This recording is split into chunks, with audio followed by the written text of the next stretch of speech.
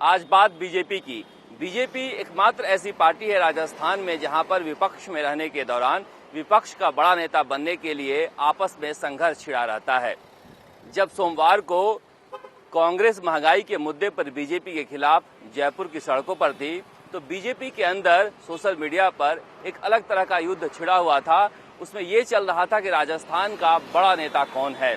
दरअसल हुआ ये कि राजस्थान संवाद रैली में जब नितिन गडकरी को संबोधित करना था तो वसुंधरा राजे के खासे करीबी रहे और ताकतवर रहे मंत्री यूनुस खान बीजेपी सरकार के दौरान उन्होंने एक पोस्टर बनाया, बैनर बनाया, जिसमें राजस्थान संवाद रैली के लिए एक तरफ कमल का फूल रखा, दूसरी तरफ नरेंद्र मोदी की तस्वीर रखी। उस पूरी तस्वीर में कहीं भी जो बीजेपी के प्रदेश अध्यक्ष हैं सतीश पूनिया, वो नहीं थे। जाहिर सी बात है, सवाल उठेगा जब राजस्थान की रैली हो रही हो और उसमें राजस्थान का बीजेपी का प्रदेश अध्यक्ष की तस्वीर न हो तो सवाल उठना लाजमी था। ऐसे में जो सतीश पूनिया के फॉलोअर हैं वो यूनुस खान पर चढ़ पड़े और उन्होंने एक तरह से सोशल मीडिया में कैंपेन चलाना शुरू कर दिया कि जानबूझकर सतीश पूनिया को पोस्टर से गायब करने की साजिश चल रही है वसुंधरा राजे गुट की तरफ से। उसके बाद खुद सतीश पूनिया को सामने आना पड़ा और ये कहना पड़ा कि पार्टी व्यक्ति से बड़ा होता है, चाहे जिसके प्रति भी लोगों की आस्था हो, लेकिन जब ऐसे मौके आते हैं, जब पार्टी में काम करना हो, जब पार्टी की बात हो, तो लोगों की आस्था पार्टी से होनी चाहिए। सीधे सीधे यूनुस खान की तरफ उनका इशारा था कि भले ही वसुंधरा राजे के प्रति उनकी आस्था हो, लेकिन पार्टी के जब काम होता है तो पार्टी के नियम अनुसार उन्हें काम करना होगा। ये दरअसल राजस्थान में एक अंदर संघर्ष चल रहा है। जब राजस्थान संवाद की रैली थी तो दिल्ली से तमाम केंद्रीय मंत्री यहाँ पर आए। वसुंधरा राजे धौलपुर से जुड़ी, वो यहाँ नहीं आई। यहाँ पर गजेंद्र सिंह का एक अलग खेमा है जो कि अपना एक अलग गुट बनाने में लगे हुए हैं।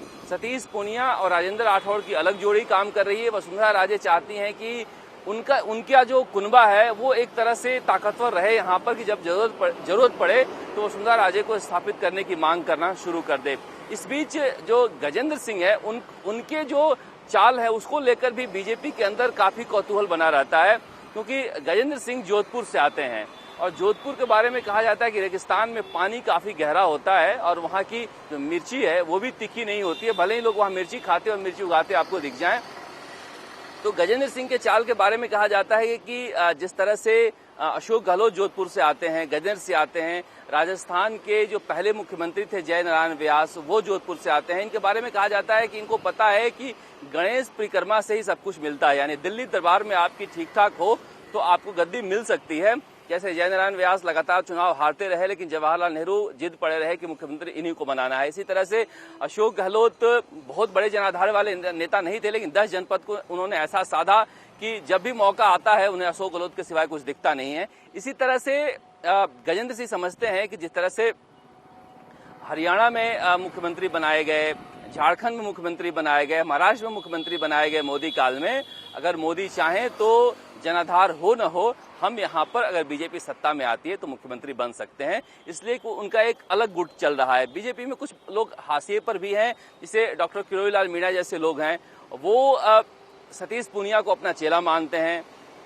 जो लोकसभा अध्यक्ष ओम बिरला हैं वो अलग से बैठ के तमाशा देख रहे हैं कि राजस्थान की राजनीति में क्या हो रहा है। तो कुल मिलाकर जिस तरह से एक सत्ता का संघर्ष चल रहा है कांग्रेस में, बीजेपी में विपक्ष का नेता बनने का अंदरूनी संघर्ष चल रहा है। इसलिए चल रहा है कि जब मौका आए तो राजस्थान में बीजेपी में एक बड़ा नाम जो मुख्यमंत्री पद के लिए है वो आए। तो आपस में शतरंज की चालें चली जा रही है, लेकिन फिलहाल सतीश पूनिया को लग रहा है कि अगर 5 साल हम ठीक ठाक निकाल दें तो हमारा भी नंबर आ सकता है। गजेंद्र सिंह को लग रहा है कि दिल्ली दरबार में परिक्रमा हमारी ठीक ठाक रहेगी तो हमारा नाम आएगा। वसुंधरा राजे ऐसा चाह रही हैं कि अशोक गहलोत की तरह उनके लिए भी कहा जाए कि जन जन की आवाज आ रही है, वसुंधरा को फिर लाओ। और एक गुट ऐसा भी है जिसको लग रहा है कि ओम बिरला दिल्ली में बैठकर अच्छी चालें चल रहे हैं। तो कुल मिलाकर इस तरह से बीजेपी की राजनीति जो है वो कांग्रेस से कुछ अलग नहीं है। कांग्रेस में तो सत्ता के लिए संघर्ष चल रहा है, बीजेपी के अंदर विपक्ष में बड़ा नेता बनने के लिए संघर्ष चल रहा है।